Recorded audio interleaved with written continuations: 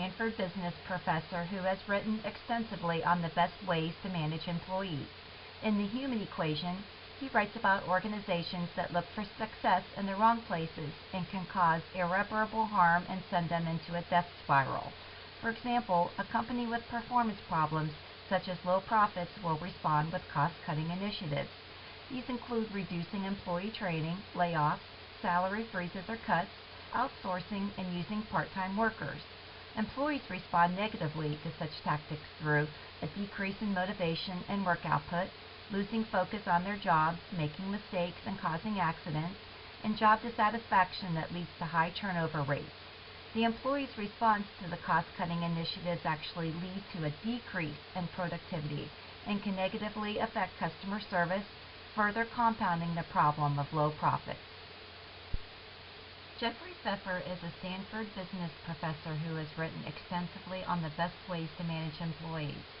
In The Human Equation, he writes about organizations that look for success in the wrong places, can cause irreparable harm, and send it into a death spiral. Jeffrey Pfeffer is a Stanford business professor who has written extensively on the best ways to manage employees. In The Human Equation, he writes about organizations that look for success in the wrong places and can cause irreparable harm and send them into a death spiral. For example, a company with performance problems such as low profits will respond with cost-cutting initiatives. These include reducing employee training, layoffs, salary freezes or cuts, outsourcing, and using part-time workers. Employees respond negatively to such tactics through a decrease in motivation and work output, losing focus on their job, making mistakes and causing accidents, and job dissatisfaction that leads to high turnover rates. The employee's response to the cost-cutting initiatives actually lead to a decrease in productivity and can negatively affect customer service, further compounding the problem of low profits. Pfeffer believes that profits are made through people and not by cutting costs. He developed the following 7 dimensions that exist within successful companies. Number 1. Employment security is the most important dimension according to research. Employees are less productive and inefficient when they fear their job will be eliminated when they complete their assigned tasks. This problem can be alleviated through assurances by leadership and employment security policies. Number 2. Selective hiring takes time but is well worth the investment to hire the best people. It is necessary to have a large applicant pool. The organization must identify the key skills and attributes they want the employees to possess, and the candidates should be screened on these specific attributes. To find employees who are well suited for the company, it is more important to hire on the basis of fit rather than on ability or intelligence. Number 3. Virtually all high-performance management systems use self-managed teams. This system frees management to focus on other strategic areas instead of spending time directly controlling the workforce. Teams also enable employees to pool their ideas and develop creative solutions. Number 4. Paying high wages leads to employee satisfaction, higher productivity, and reduces employee turnover.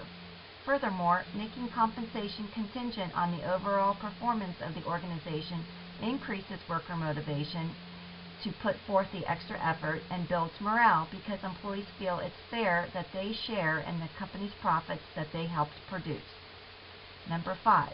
Training can be a source of competitive advantage, especially in the retail industry. Employees who are knowledgeable about the products they are selling provide better customer service and sales increase. Also, providing paid training encourages people to learn different jobs, and this flexibility benefits the organization. Number 6. Companies need to make all of their employees feel valued, and this can be accomplished through reducing status distinctions that separate employees into groups. Implementing a uniform dress code for all employees and eliminating special dining areas and reserved parking spaces are helpful tactics, as well as eliminating severe wage disparity between the lowest and highest levels within the organization. Number 7. Sharing information across an organization not only shows employees that they are trusted, but it also equips them with the knowledge they need to understand their jobs and subsequently perform their duties. When people don't know what is going on and don't understand the basic principles and theory of the business, they cannot be expected to positively affect performance. In today's world, corporations are constantly faced with different challenges and obstacles and are constantly trying to gain an advantage over their competitors. One way that organizations can accomplish this is through the use of managerial coaching of their employees. Managerial coaching has the ability to increase employee self-efficacy and self-confidence as well as self-regulation. This can be extremely critical in times of rapid and stressful change and challenges which can occur within an organization. In Polsa and Matthew's research article, they discuss their research, which was done using financial analysts from a large Canadian bank to conduct their research on managerial coaching and its effects. Through their research, their hypotheses were supported in that managerial coaching indeed does have a positive influence in increasing employee self-efficacy and regulation, which can lead to higher confidence levels and greater performance and results for the employees and the organization.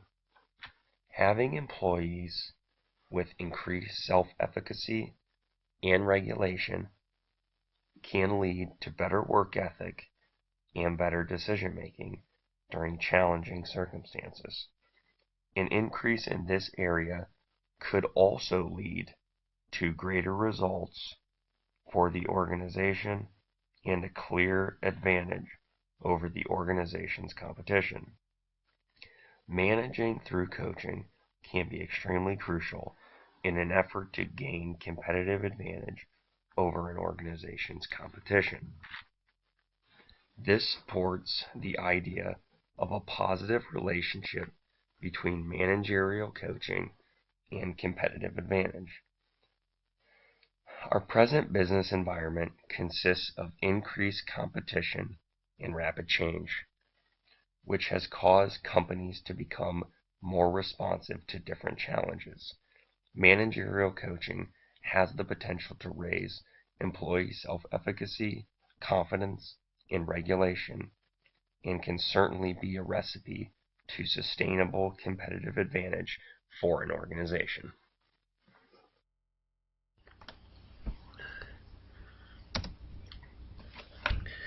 In order to gain a competitive advantage through a company's employees, thought should be given to the recruiting and hiring process. According to Sarah Piker, a recognized recruiting expert, organizations that understand how to optimize the talent pool, both globally and locally, will be able to effectively recruit and retain, driving a sustainable competitive advantage. This concept is even more important with today's unemployment rates. Although the number of people available for work has increased, the size of the talent pool has basically stayed the same.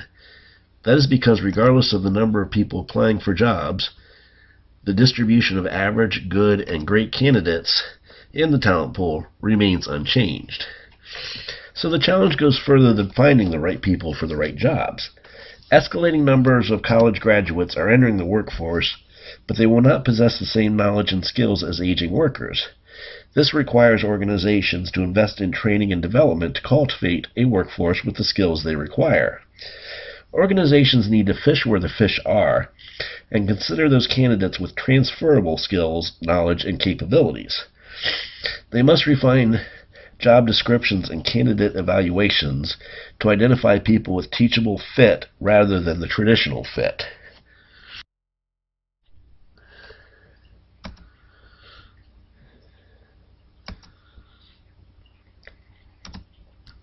Some best practices in order to optimize recruiting efforts to gain a competitive advantage include: know what you need, but be flexible.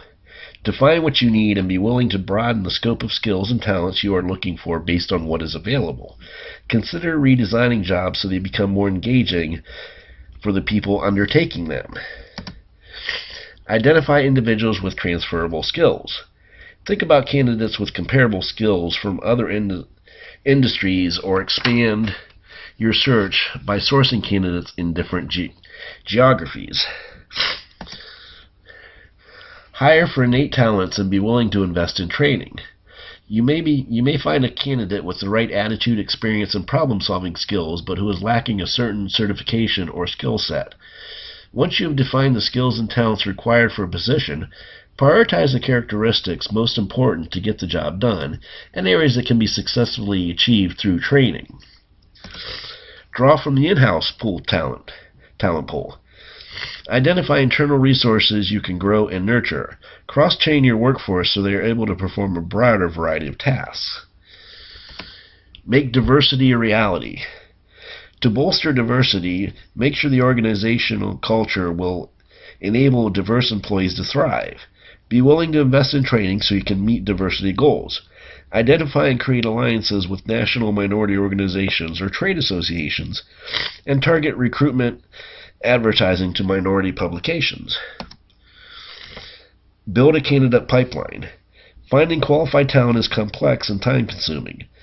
Build bench strengths by cultivating relationships with candidates whose skills align with your organization's future needs. This way, when you have an open position, you can tap into a readily accessible talent pool. Gain access to expertise.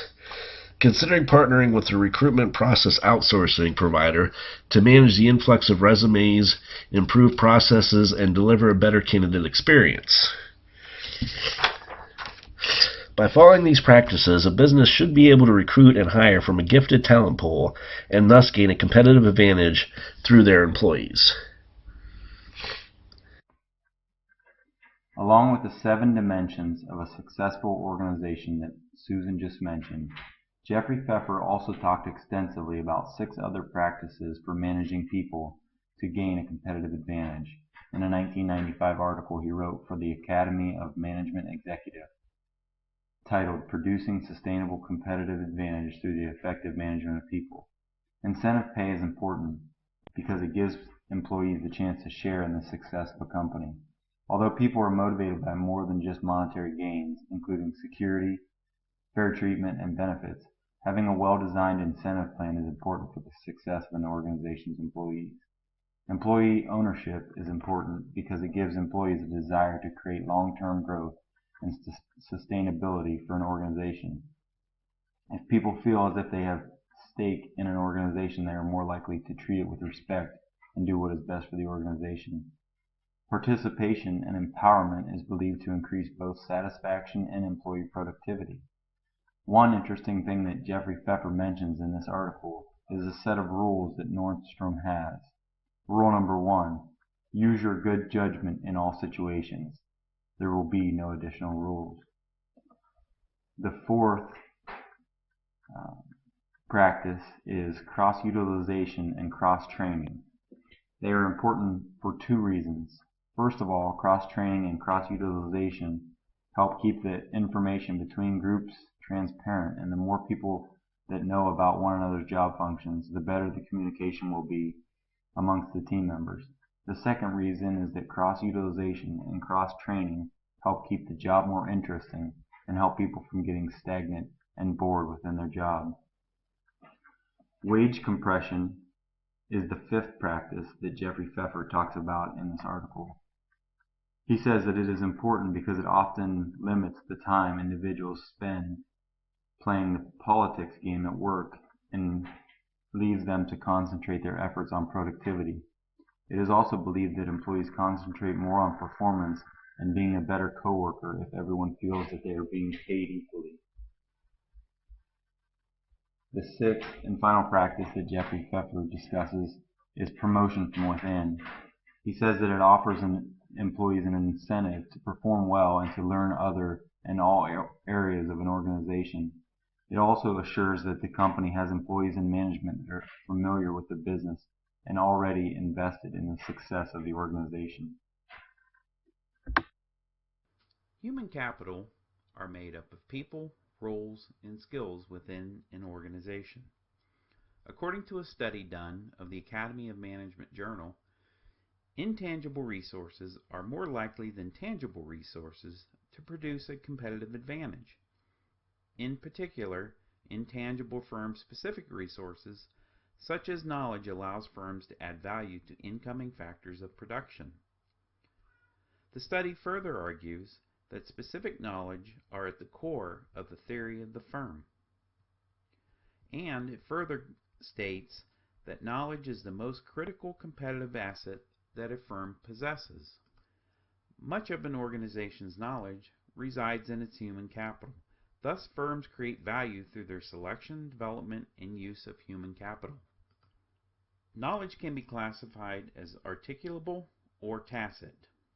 Articulable knowledge can be codified and thus can be written and easily transferred.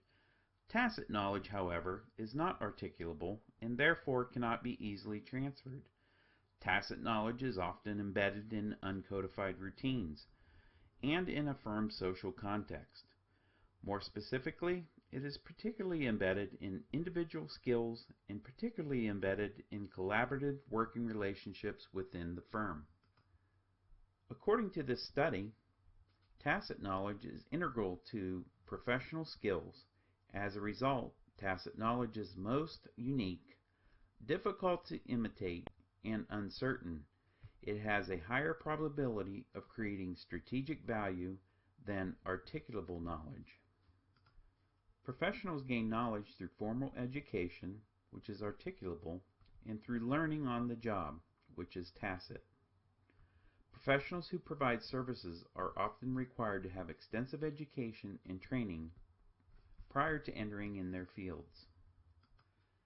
This knowledge and education comes with a cost to the company, and the company must be willing to invest in its human capital. Throughout this slide presentation, it is evident that human capital has a positive effect on business. However, companies must allow for human capital to thrive. Companies must also be willing to support human capital through human capital initiatives, through their HR department, or by other means. Human capital does come to a company with a cost. Many managers view human capital as a cost rather than an asset. A study done in the Academy of Management Journal suggests that early on in one's career, the positive effects to the company are not as great as those more experienced. Therefore, this only makes for a stronger case that the company must support its human capital. The Academy of Management Journal study, in conclusion, states, "This research has potentially significant implications for both strategic management and human resource management, as well as for managerial practice. The results unequivocally suggest the importance of human capital for firms' performance." Many strategies come into play when companies are looking for an advantage over their competitors. Human capital is just one of those critical resources that companies must address and look at when seeking a competitive advantage in the market today.